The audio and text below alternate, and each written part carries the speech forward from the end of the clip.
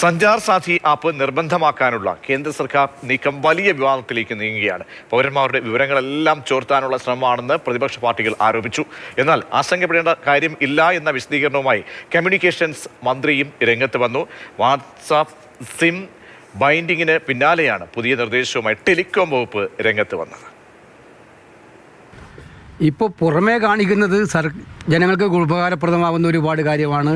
അവരുടെ സെക്യൂരിറ്റിയുടെ പ്രശ്നമാണ്, അതുപോലെ ഫോണിൻ്റെ ഗുണമേന്മ ഉറപ്പുവരുത്തുന്നതിനൊക്കെയാണ് എന്നൊക്കെ പറഞ്ഞിട്ടാണ് ഇത് തുടങ്ങുന്നതെങ്കിലും ഇതിൻ്റെ ആത്യന്തിക ഫലം എന്ന് പറയുന്നത് ബിഗ് ബ്രദർക്ക് നമ്മുടെ നാട്ടിലെ ജനങ്ങളുടെ എല്ലാം ടെലിഫോണുകൾ കേൾക്കാനും കാണാനുമുള്ളൊരു അവസരം ഉണ്ടാക്കുകയെന്നതാണ്. സഞ്ചാർ സാഥി ആപ്പ് വിവാദമാകുന്നുണ്ട്. പെഗാസസിൻ്റെ ഒരു മോഡിഫൈഡ് വേർഷൻ എന്നാണ് കോൺഗ്രസ് ഈ ആപ്പിന് നൽകിയിരിക്കുന്ന വിശേഷണം.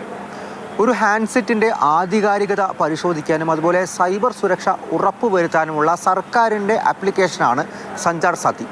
പക്ഷേ അതിൽ നിർബന്ധിതമായിട്ടുള്ള ഇൻസ്റ്റാളേഷനും അതുപോലെ പ്രവർത്തനങ്ങൾ നിർവീര്യമാക്കരുത് എന്ന നിർദ്ദേശവുമാണ് ആശങ്കകൾക്ക് വഴിവെച്ചിട്ടുള്ളത്.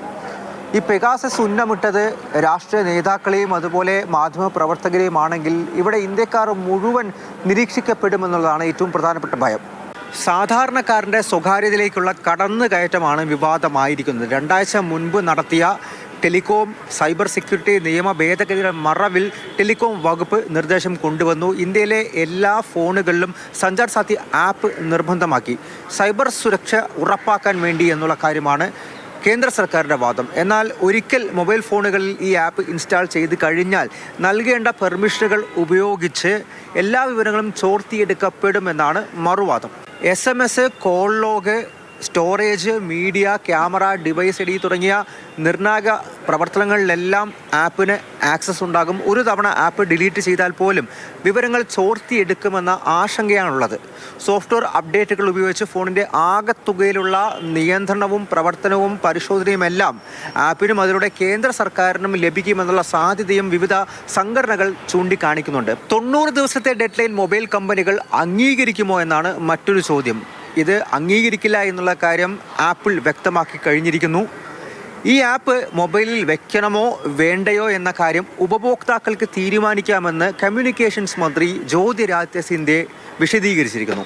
ये कस्टमर प्रोटेक्शन की बात है और हर भ्रम को मैं तोड़ने की कोशिश कर रहा हूँ, पर हर व्यक्ति को देश में नहीं मालूम कि मुझे फ्रॉड से प्रोटेक्ट करने के लिए, मुझे चोरी से प्रोटेक्ट करने के लिए ये ऐप है. तो हर व्यक्ति तक ये ऐप पहुंचाना हमारी जिम्मेदारी है. अगर आपको डिलीट करना है तो डिलीट कर दो. ഒരിക്കൽ മൊബൈലുകളിൽ ഇൻസ്റ്റാൾ ചെയ്തതിനു ശേഷം മാത്രമേ അത് ഡിലീറ്റ് ചെയ്യാൻ സാധിക്കുമോ എന്നുള്ള കാര്യം മനസ്സിലാവുള്ളൂ. ഡൽഹിയിൽ നിന്നും അർജുൻ പീതാംബരൻ, മാതൃഭൂമി ന്യൂസ്.